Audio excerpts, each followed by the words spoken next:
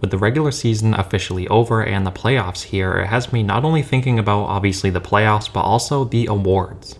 And that's exactly what I want to look at today, as in today's video, I want to take a look at the MVP, Cy Young, and Rookie of the Year races and talk a little bit about who I think should win each of those awards. So pretty simple concept now, let's get right into the video.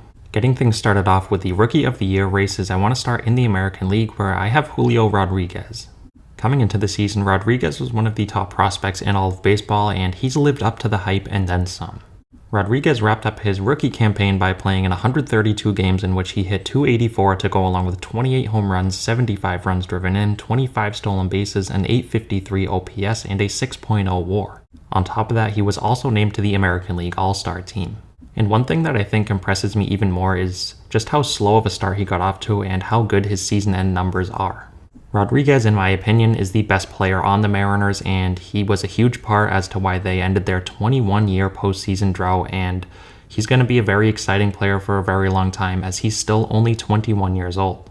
And I also want to mention that he's pretty solid defensively out in center field. He had one defensive run saved this year, so he's by no means a Gold Glover yet, but I think he's going to improve over time. So with Rodriguez's impressive play this season, I have him as my American League Rookie of the Year. Moving on to the National League Rookie of the Year, I have Michael Harris.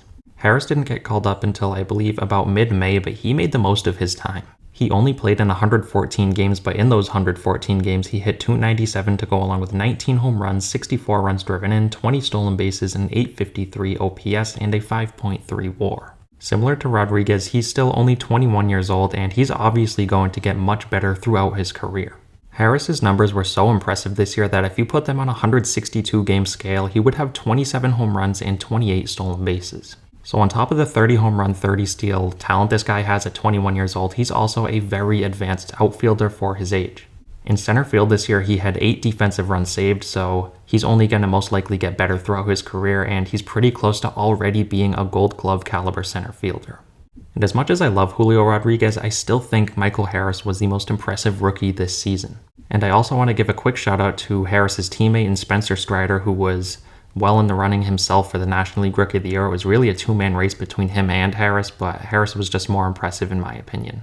Moving on to the Cy Young Award, starting off in the American League, I have Justin Verlander. Verlander put up one of the most remarkable seasons from a pitcher that I've seen in a while.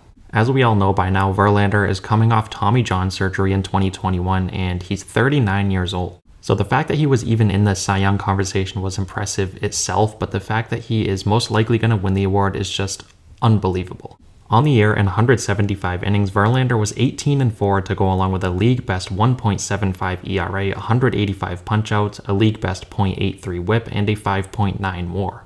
He also led the American League with a .220 ERA plus and 6 hits per 9 innings.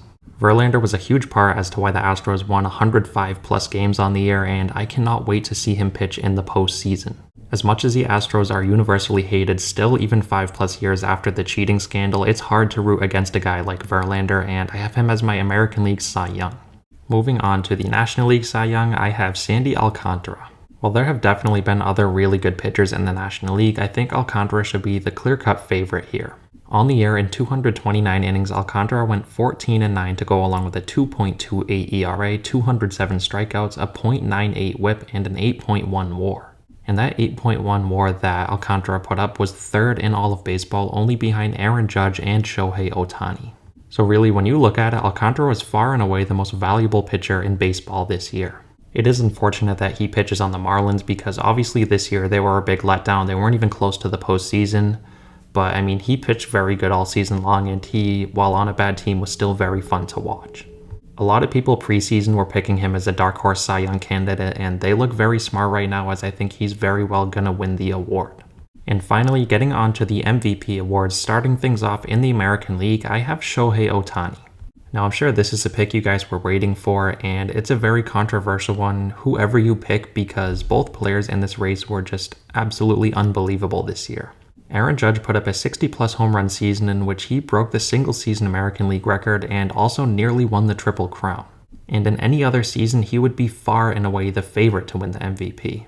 But I just can't ignore what Ohtani did yet again. Ohtani was so good this year that if you just looked at his hitting numbers, he would be an all-star, and you could say the same about just his pitching numbers. At the plate in 157 games, Ohtani hit .273 to go along with 34 home runs, 95 runs driven in, 11 stolen bases, and an .875 OPS. On the mound, he pitched in 166 innings in which he was 15-9 to go along with a 2.33 ERA, 219 punch-outs, and a league-best 11.9 strikeouts per 9 innings. He put up a 9.6 WAR on the season, which was second only behind Aaron Judge, who had a 10.6 WAR. So with the American League MVP race, both candidates are so good that I really think it's just a matter of personal preference, and I'm going with Ohtani. And lastly, getting on to the National League MVP, I have Paul Goldschmidt. Goldschmidt was consistently great for the Cardinals all season long. On the year, in 151 games, he hit .317 to go along with 35 home runs, 115 runs driven in, 7 stolen bases, and a league-best .981 OPS. He also had a 7.8 WAR, and over at first base, he has an above-average glove as he had 2 defensive runs saved on the year. There were many different candidates throughout the year, including teammate Nolan Arenado and Manny Machado, and you can make a good argument for many of them, but I think Goldschmidt is just slightly above the rest. He's always been a very good player throughout his career, and he finally, I think, is going to get the illustrious MVP award this year that he should have gotten many years earlier. I feel like Goldschmidt is sort of being slept on this season because of just how good the American League candidates are. Like, his numbers don't come close to them, but he had a special season, and I think he deserves to be recognized for it with the National League MVP. So there you have my final 2022 award winners. Let me know what you guys think down below, anything you agree on or disagree on. As always, I want to thank you guys again so much for watching and continuing to support, and I'll see you next time.